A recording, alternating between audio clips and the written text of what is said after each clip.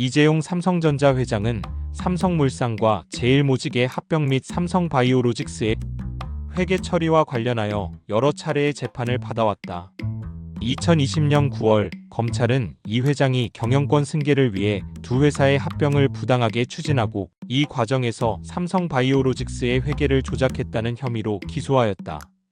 검찰은 삼성그룹의 승계 과정에서 이재용 회장이 부당한 방법을 동원하여 삼성물산과 제일모직의 합병 비율을 조정하고 이를 통해 그룹 지배력을 강화하려 했다고 주장했다. 또한 삼성바이오로직스의 회계 조작 의혹이 불거지면서 이 회장이 이를 지시하거나 알고 있었던 것이 아니냐는 의혹도 함께 제기되었다. 1심 재판에서는 이러한 혐의에 대한 법적 판단이 이루어졌다. 2024년 2월 서울중앙지방법원은 이재용 회장에게 제기된 19개의 혐의에 대해 모두 무죄를 선고했다.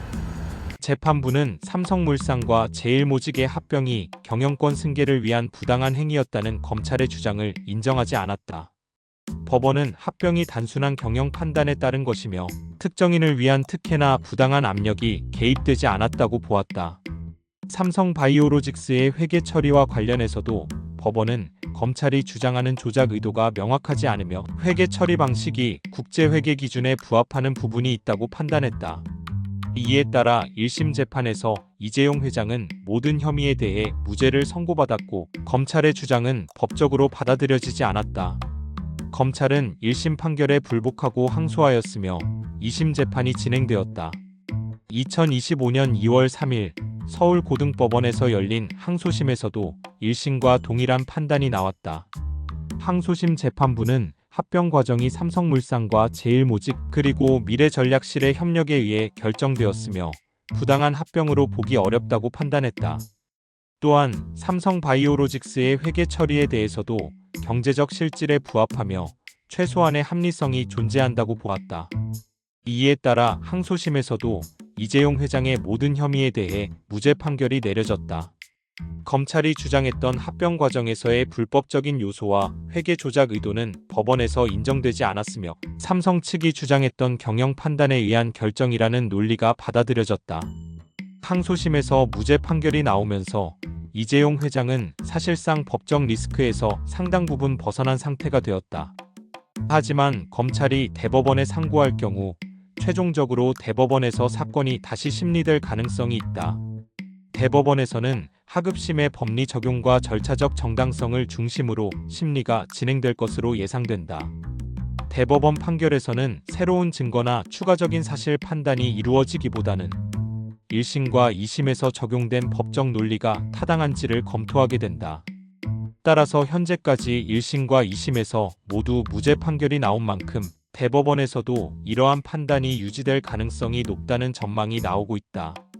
그러나 대법원이 하급심의 법리 판단에 대해 다른 결론을 내릴 경우 사건이 다시 파기환송될 수도 있어 최종적인 법적 리스크 해소는 대법원 판결이 나온 이후에야 확정될 것으로 보인다. 이재용 회장이 항소심에서 무죄를 선고받으면서 삼성그룹 내에서는 향후 경영 전략과 미래 사업 구상에 대한 논의가 활발해지고 있다. 그동안 사법 리스크로 인해 경영 활동에 일정 부분 제약을 받았던 이 회장이 본격적으로 그룹 운영에 매진할 것으로 예상되며 특히 삼성전자의 미래 성장 동력을 확보하기 위한 대규모 투자와 사업 재편이 가속화될 것으로 전망된다.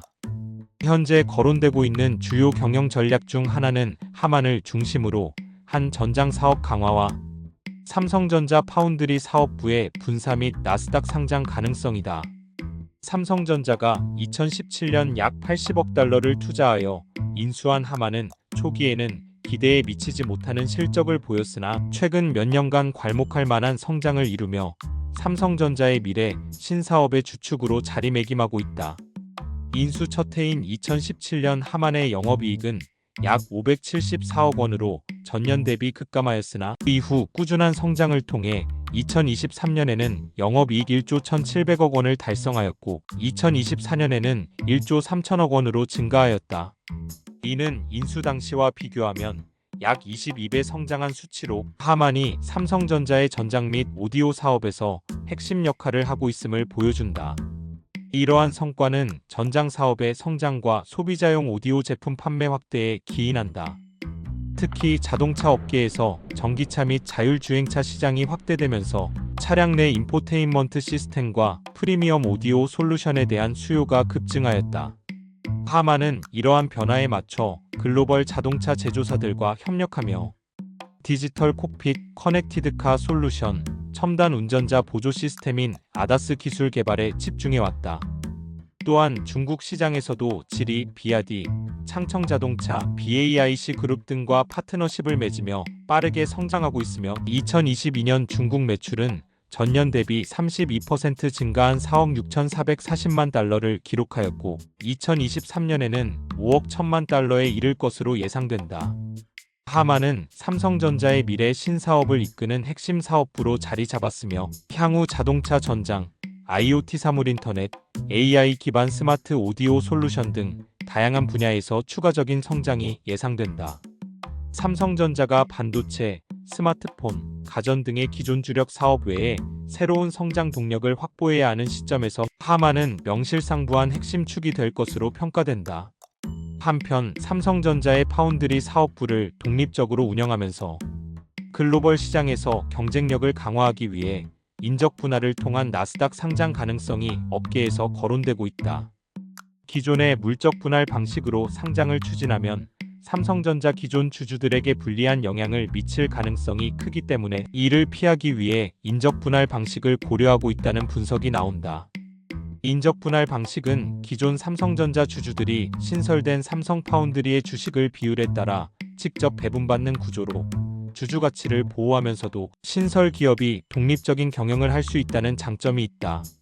따라서 삼성전자가 기존 주주들의 반발을 피하면서도 글로벌 자금 조달을 위해 인적 분할 방식으로 삼성 파운드리를 나스닥에 상장할 가능성이 커지고 있다. 하지만 기업 분사와 상장만으로는 TSMC와의 격차를 줄이기 어렵다. 결국 기술력이 뒷받침되지 않는다면 분사 이후에도 고객을 유치하는 데 어려움을 겪고 독립 경영의 의미가 희석될 수밖에 없다. 삼성전자가 파운드리를 인적 분할하고 나스닥에 상장하게 되면 퀄컴과 애플이 다시 삼성과 협력할 가능성이 커진다.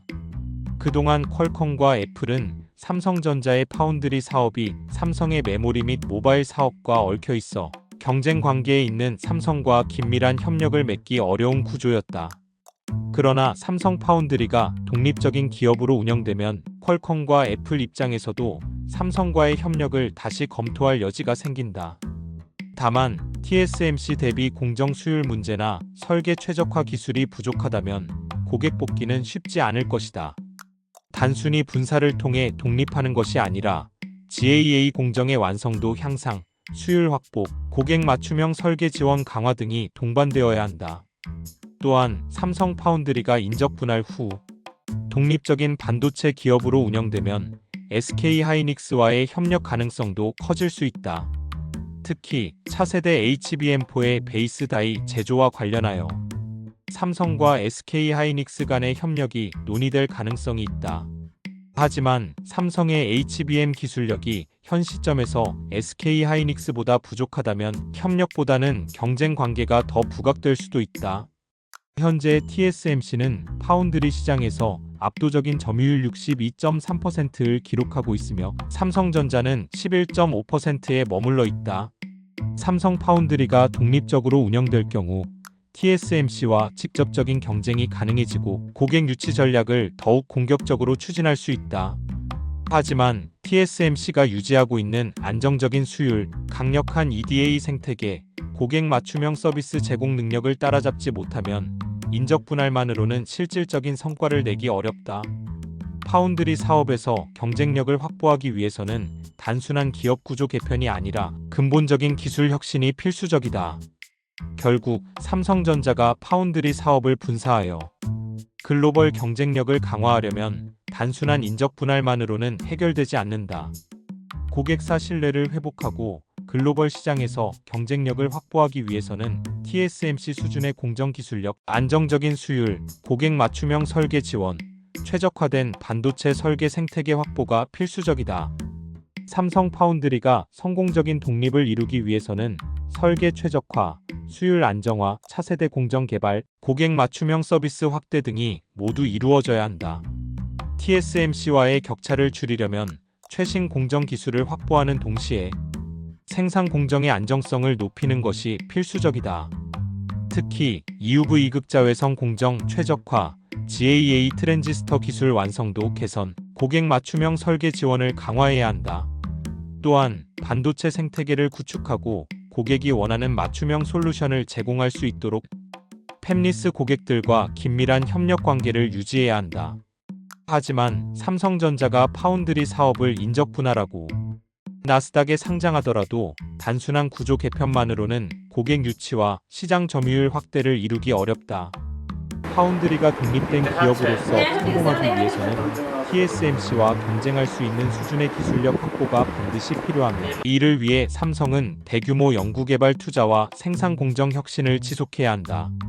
고객사 신뢰를 회복하고 글로벌 시장에서 경쟁력을 확보하기 위해서는 기술 개발과 고객 맞춤형 설계 지원이 반드시 뒷받침되어야 한다. 인적 분할은 삼성 파운드리의 독립성과 경쟁력을 높이는 하나의 수단이 될 수 있지만 궁극적으로 기업의 지속적인 성장은 기술 혁신에 달려 있다. 결론적으로 이재용 삼성전자 회장에게 하만과 삼성 파운드리는 삼성의 미래를 결정짓는 핵심 사업이다. 하만은 전장 사업을 중심으로 삼성의 새로운 성장 동력을 이끌고 있으며 빠르게 성장하는 전기차 및 자율주행차 시장에서 중요한 역할을 담당하고 있다. 반면 삼성 파운드리는 반도체 산업에서 TSMC와 경쟁하기 위한 핵심 축으로 독립적인 경쟁력을 갖추지 않으면 반도체 시장에서의 입지가 더욱 약화될 수 있다. 결국 하만은 전장 시장에서 삼성의 확장을 주도하고 파운드리는 반도체 사업의 미래를 결정짓는 양대 축으로서 두 사업의 성공 여부가 삼성그룹 전체의 장기적인 성장과 글로벌 경쟁력 확보에 결정적인 영향을 미칠 것이다. 구독과 좋아요는 좋은 일만 생깁니다.